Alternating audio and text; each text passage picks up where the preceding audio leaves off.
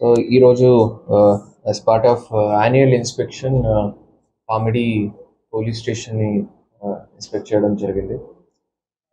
So ఇక్కడ ఉన్నటువంటి crime scenario ఉండొచ్చు అండ్ ఎలాగా కేసెస్ డిస్పోజల్ అవుతున్నాయి, స్టేషన్ ఫంక్షనింగ్. సో ప్రీవియస్ ఇయర్స్కి కంపేర్ చేస్తే క్రైమ్ సిచ్యుయేషన్ ఎట్లాగా ఉంది, సో లా అండ్ ఆర్డర్ పరిస్థితి, ఇవన్నిటి మీద కూడా రివ్యూ చేయడం జరిగింది.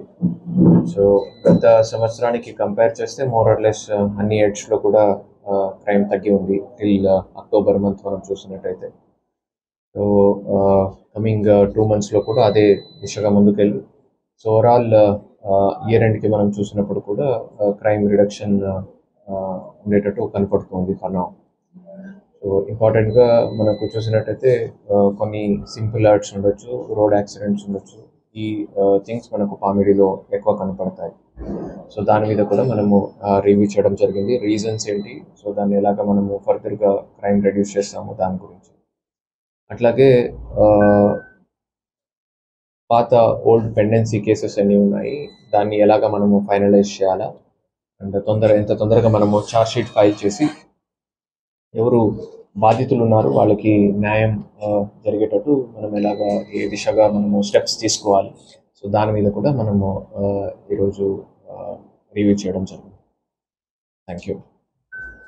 ఈ మధ్య కాలంలో దొంగతనాలు ఎక్కువ జరుగుతున్నాయి, దాని మీద మీరు ముందస్తు చర్యలు ఏం తీసుకుంటున్నారు? దొంగతనం సంబంధించి మనకు అనంతపూర్ జిల్లాలో లాక్డౌన్స్ మానిటరింగ్ సిస్టమ్ అని, అనంతపూర్ జిల్లా first district wear lockdowns monitoring system was started. So అయినప్పటికీ కూడా మనము చాలా వరకు అవేర్నెస్ ప్రోగ్రామ్స్ అది లాక్డౌన్స్ మానిటరింగ్ సిస్టమ్ గురించి చేస్తున్నాం. సో దీంట్లో ఒకటి పోలీస్ మాత్రమే మనము ఎన్ఫోర్స్మెంట్ చేస్తాము, లేదంటే బీట్స్ ఇంపోజ్ చేయడం కానీ ఈ ఆస్పెక్ట్స్ కూడా చేసినప్పటికీ కూడా సో ప్రజల తరపు నుంచి కూడా చాలా జాగ్రత్తగా ఉండాల్సిన అవసరం ఉంది. ఊరి నుంచి బయటికి వెళ్ళే టైంలో ఐ థింక్ పోలీస్ వాళ్ళకి ఇన్ఫార్మ్ చేసినట్టయితే మనము LHMS కెమెరాని వాళ్ళ ఇంట్లో ఫ్రీ ఆఫ్ కాస్ట్ ఇన్స్టాల్ చేసి 24 hours వాళ్ళ హౌస్ని కూడా వాళ్ళు రిటర్న్ వచ్చేదాకా జాగ్రత్తగా మనం మానిటర్ చేసి వాళ్ళకి మళ్ళీ మనము హ్యాండ్ ఓవర్ చేయగలుగుతాము.